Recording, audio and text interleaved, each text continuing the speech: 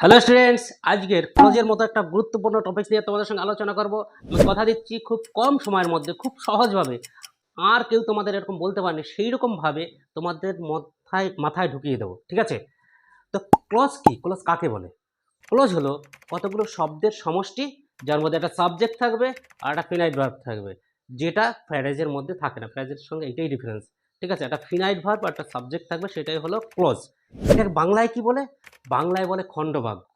এই খণ্ডবাক্য কথাটা যদি তুমি মাথায় নাও তাহলে বুঝতে পারবে যে এটা একটা বৃহৎ বাক্যের একটা পার্ট, ঠিক আছে? ক্লজ হলো কত একটা বাক্যের মধ্যে এক বা একাধিক পার্ট থাকতে পারে, ঠিক আছে? সেই পার্টগুলো আমরা কনজাংশন দিয়ে জুড়ে জুড়ে বড় বাক্য তৈরি করি। তো ওর এক একটা পার্ট নিয়ে যদি আলোচনা করি সেইটাই কিন্তু ক্লজ, আর কিছুই না। ক্লজ হলো তাহলে একটা বাক্যের অংশ। তো এই যে বাক্যের অংশ, এই বাক্যের অংশগুলো কখনো ডিপেন্ডেন্ট হতে পারে, কখনো ইন্ডিপেন্ডেন্ট হতে পারে। যদি ইন্ডিপেন্ডেন্ট বা স্বাধীন হয় তখন আমরা তাকে বলি মেইন ক্লজ বা প্রিন্সিপাল ক্লজ। আর যখন স্বাধীন হবে না, কখন নির্ভরশীল হবে, তখন আমরা তাকে বলি সাবঅর্ডিনেট ক্লজ বা ডিপেন্ডেন্ট ক্লজ। এই যে ডিপেন্ডেন্ট ক্লজ নিয়েই কিন্তু ক্লজ সম্বন্ধে আমরা পড়ে থাকি।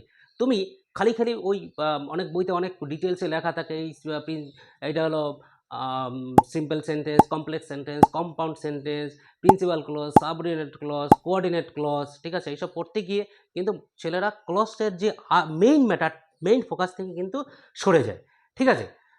তো দেখো, যেহেতু কোঅর্ডিনেট ক্লজ বললাম, কোঅর্ডিনেট ক্লজ কি? কম্পাউন্ড সেন্টেন্স হয়। Compound sentence and but word দিয়ে যুক্ত থাকে, দুটো আলাদা আলাদা সিম্পল সেন্টেন্স থাকে, তার সঙ্গে কেউ কারোর উপর ডিপেন্ডেন্ট না, এরকম হলে সেগুলো হবে কোঅর্ডিনেট ক্লজ। আর সাবঅর্ডিনেট ক্লজ যেটা, ডিপেন্ডেন্ট ক্লজ যেটা, সেইটা নিয়েই কিন্তু মেইন ক্লজটা, ঠিক আছে?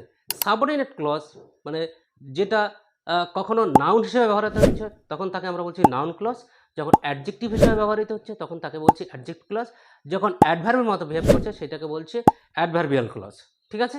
দেখো, আমি তোমাকে একটা উদাহরণ দিয়ে বুঝাচ্ছি। I know that he is a good boy. I know that he is a good boy, that he is a good boy, এই যে পার্টটা, এই পার্টটা যেটার মধ্যে আবার কনজাংশনও রয়েছে, এই পার্টটা কিন্তু আই নো এর উপর ডিপেন্ডেন্ট। আই নো বললে আমি জানি, এটা এটা কিন্তু কারোর উপরে, এটা পরের পার্টের উপর ডিপেন্ড করছে না। কিন্তু that he is a good boy এটা কিন্তু আই নো এর উপর ডিপেন্ডেন্ট।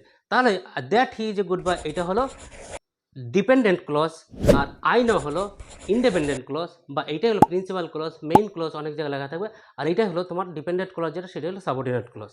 তাহলে এই যে I know that he is a good বয়, এইটাকে আমরা কি বলবো, কোন ধরনের ক্লজ বলবো? দেখো, আই নো আমি জানি, কি জানি? জানাকে যদি কি দিয়ে কোশ্চেন করলে কি জানি? That he is a good বয়, যে সে একটি ভালো ছেলে। তাহলে নো এর অবজেক্ট হিসেবে কিন্তু that he is a good বয় কাজ করলো। তাহলে এইটা হয়ে গেল নাউন ক্লজ, ব্যাস সিম্পল, ঠিক আছে? I know how he did it, দেখো এটাও কিন্তু হাউ হি ডিডটাও কিন্তু নো এর অবজেক্ট হিসাবে কাজ করছে। তা নো এর অবজেক্ট হিসাবে যখন পার্ট গ্রুপ অফ ওয়ার্ডস কাজ করছে, এটাকে বলবো নাউন ক্লজ, ঠিক আছে? That he is honest is known to all, that he is honest এইটা কিন্তু ইজ যে ভার্ব, ইজ ভার্বের সাবজেক্ট হিসেবে কাজ করছে। তাহলে দ্যাট হি ইজ অনেস্ট এটা কিন্তু হলো নাউন ক্লজ, ঠিক আছে? তো কেন আমরা এটা নাউন ক্লজ বলছি? যদি কোনো ভার্বের অবজেক্ট হিসাবে বা সাবজেক্ট হিসাবে কাজ করে তাকে আমরা নাউন বলি, আর এখানে গ্রুপ অফ ওয়ার্ডস এটা কাজ করছে, তার জন্য এটাকে বলবো আমরা নাউন ক্লজ, ঠিক আছে? এবার দেখো, আমরা অ্যাডজেক্টিভ ক্লজটা দেখবো উদাহরণ দিয়ে। I know the boy, I know the boy who did it, আমি সেই ছেলেটাকে চিনি, হু ডিড ইট যেটা করেছিল, ঠিক আছে? তাহলে এই যে বয়কে কোয়ালিফাই করছে হু ডিড ইট, তাহলে এইটা হয়ে গেল কিন্তু অ্যাডজেক্টিভ ক্লজ, ঠিক আছে? I know the reason why he said so, আমি এই রিজন বা কারণটা জানি সে কেন এটা বললো। হোয়াই হি সেড সো এটা কিন্তু রিজনকে কোয়ালিফাই করছে, ঠিক আছে? তাহলে এটাও কিন্তু হয়ে গেল অ্যাডজেক্টিভ ক্লজ। ব্যাস, যখন অ্যাডজেক্টিভের মতো কাজ করবে গ্রুপ অফ ওয়ার্ডস তখন তাকে আমরা বলবো অ্যাডজেক্টিভ ক্লজ, নাউনের মতো কাজ করলে বলবো নাউন ক্লজ, আবার যখন অ্যাডভার্বের মতো কাজ করবে তাকে বলবো অ্যাডভার্বিয়াল ক্লজ।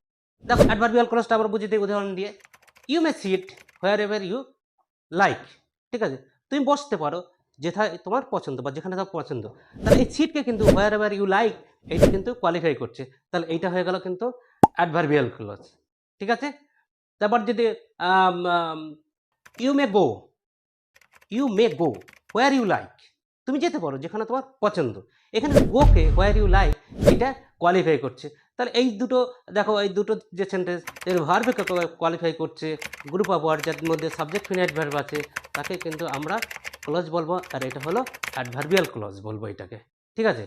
তো দেখো, তো যদি এই অল্প সময়ের মধ্যে আমার মনে হয় না কেউ কোনো বইয়ে বা কোনো ভিডিওতে এত সহজভাবে বা এত অল্প সময়ের মধ্যে তোমার টোটাল ক্লজটা নিয়ে আলোচনা করেছে। ঠিক আছে? তো এইটাই সম্পূর্ণ ক্লজ, এইটুক মাথায় রাখলে তুমি সমস্তগুলো বুঝতে পারবে, আর পরীক্ষায় যেগুলো আসবে সেগুলো আনসার দিতে পারবে। ঠিক আছে? ভিডিওটা যদি তোমার ভালো লাগে অবশ্যই লাইক করবে, আর আমার চ্যানেলকে সাবস্ক্রাইব করো। আর অনেকেই টিউশন পড়তে পারে না, তাদের কাছে শেয়ার করো ভিডিওটা, তাহলে ভালো লাগবে বা পরবর্তীতে ভিডিও করতে আমি উৎসাহ পাবো।